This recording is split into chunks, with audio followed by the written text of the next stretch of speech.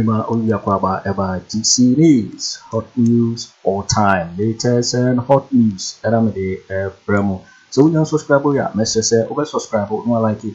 Now watch a video no na ye koyeni. Afriyie mbura eye sebimu. Eye list word na kusipuku word yen sematuga. Eye Kennedy Agyapong and Bawumia. Yen Bawumia the campaign awoye no na Jakumase woni Kennedy Mountain platform awoye campaign bima eye Bawumia na no le koye nsembigbe amafo go na akasetia. So yen eye Kennedy wo akasetia Bawumia to be mane no ni na eye economy hu sensem. Ti e ba se Kennedy ni Bawumia ye campaign no one kambo mu one ye campaign no say ya amafo 1 year pa. The na di Kennedy hu yawo.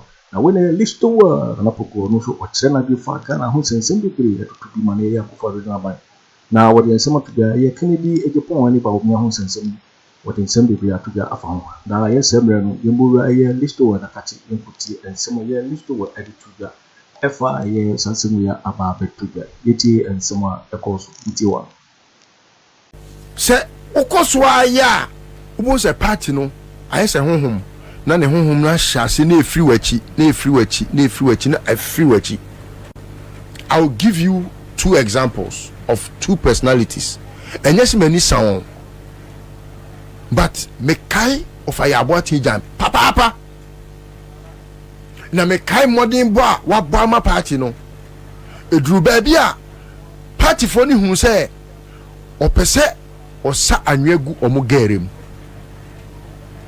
sabre no na enye se wo fa yabwati wonya bi o no wanya bi na grassroots na sofa abua na mana kodru nkonkon so ama party no ehu sabio ne modern bo asa amani bia pii so okoya okodu baabi a ohun se John Mahama no mo ba we nu yesei du baabi no kwabra party no honhom na eta na chima na tie du no ene ofayaboti jannan baabi a se nye ebia ni previous ayibi na bia nipa bi behu aka se o anye bia wa yibi pen a kwabra nko nye okawe nobody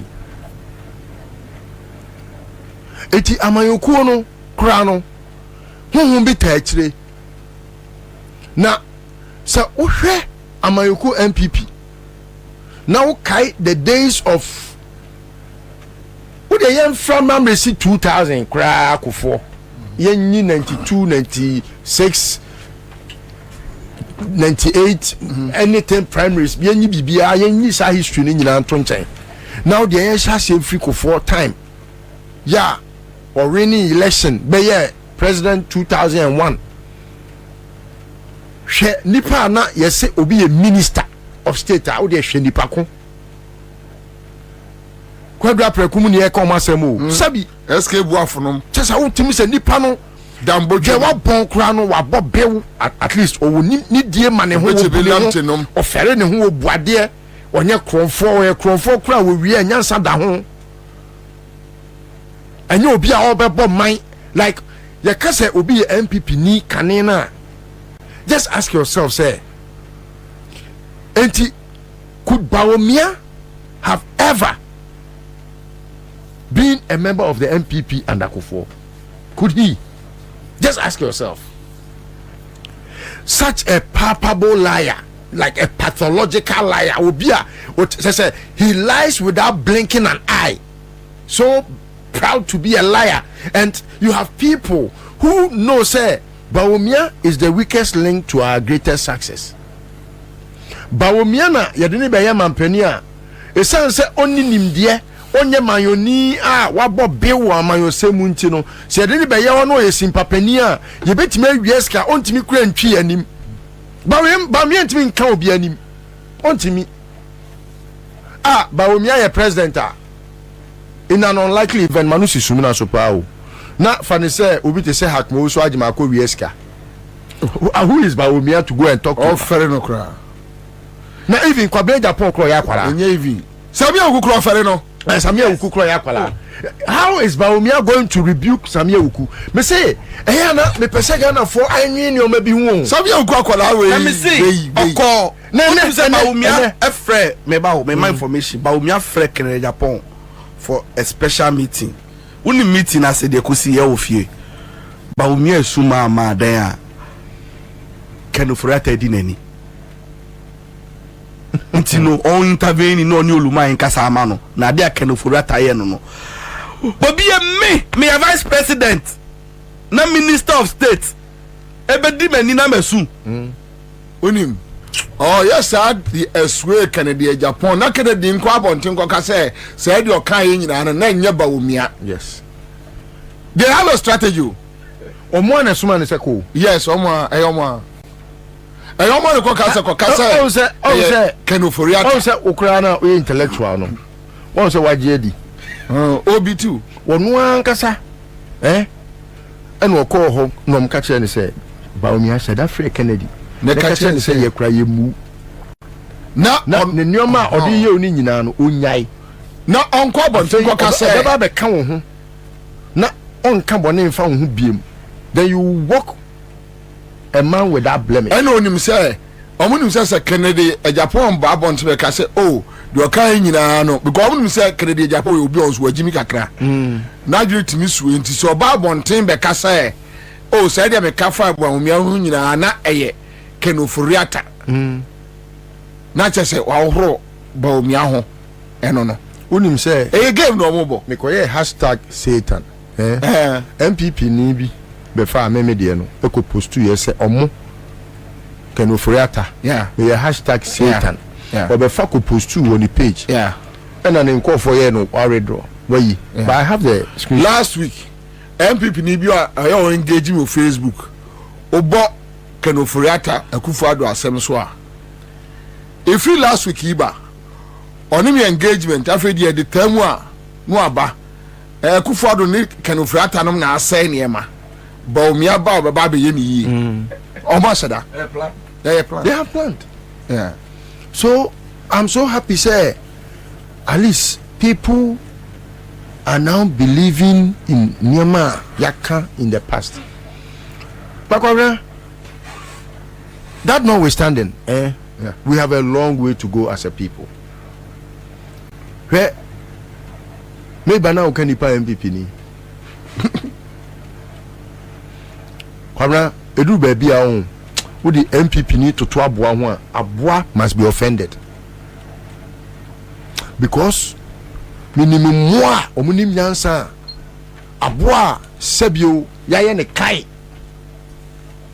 ewa bro ho odwan ho Kwabena nani e den se de wo ma biem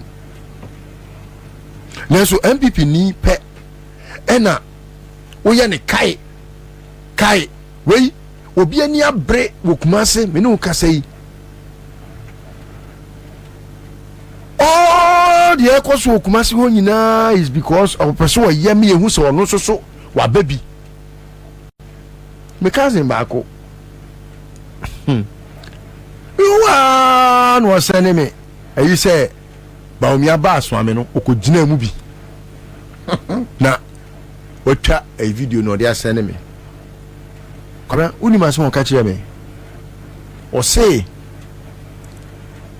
sika omo chiche no any t-shirt no so wan koji bia enko nim de obedi ne anwumre wow enti o sheda na okogina mu na ogeye na otwa akire me na manko hu amebone so bo o say da bi mini hawo se me ka se jajimi mi nka biem Oswa na jimi mi mpwa no ni apani ene anope mi no ka se nka me ka asem bi a kiro minimum bi a wakọ radio so akoye campaign ama Bawumia I want to na wa frame anope yi enimi di nkomo anope e ka kire me se baby oduru wa abrabom ne de na ese kwa na okoji bidie because baby oduru ye no enimguase mfata kumasi mi ba to twa no wo se commander mi twa mo baby enye yi twa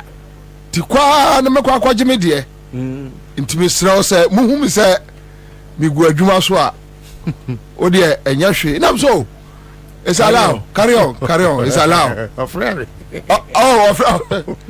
se me on me kasa so me no akasa e kwa mu da ho no problem se wi ase de krono na efere ai na adwuma bone ntise krono but and also on the Danny Drew on the obey. So they have plenty people in there. There is this guy that when they can tie Nantipa. I won't mention him, so no, I'll find me, but me money day. Why madam for me? Or madam for Adamfo.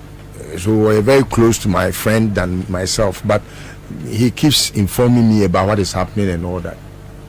And the end, me busa and say, so why is Ken on the campaign trail?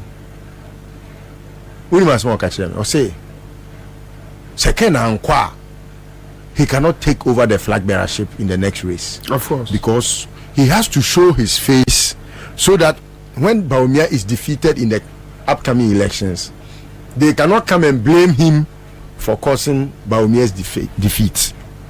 Because a no Bema or Kwaku campaign are very difficult for him. And I'm saying, but doesn't he think say Kennedy Agyapong could not platform so your campaign ma Bawumia na Bawumia Lusua, especially looking at how he has and also now saying some now there was a Ken Ka na wakadada. Maybe I know about you know say hey Ejumera Ujuma ye oh show me the Kwabena Agyapong. I mean, how can someone convince me say Kwabena Agyapong is able to convince one person? What to be convinced you be our Ghana? How? Because one kasa wa brabo it does not even encourage any Ghanaian to vote for Bawumia.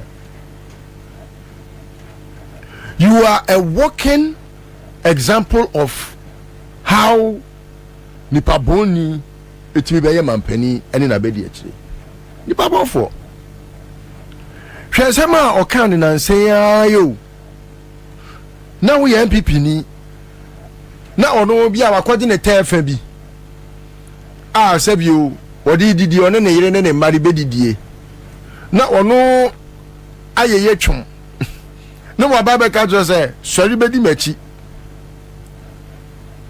I mean, enre yawo nya eyi na Kwabena de edu baby a na me di ya won but na I just let go because of Sebio ye bra penny. I mean yabeye abusia but sometimes Kwabena let me describe eyi say or no, we come back to the party because of patriotism. What is patriotic about MPP? Kwabena, utie party ni mienu nyomwa, utie party ni mienu. And this is the end there. I'm say, idea ubi enim. Arise for Ghana, ye patriots of the land. Sa nyomo, na utie MPP diana. We are the new patriotic party, the elephant. It's our symbol. We have won to save Ghana. What is patriotic about it? Listen to that and listen to that of the NDC. So, I say bibia about party no. And kofobi na so maka o madwuna bombina. My yen deceiving kofo. When the wise takes over the party, even though oye boneno, at least oye bibima obinya bi emfaso bi. But look at what Akufo Addo has rendered the party into.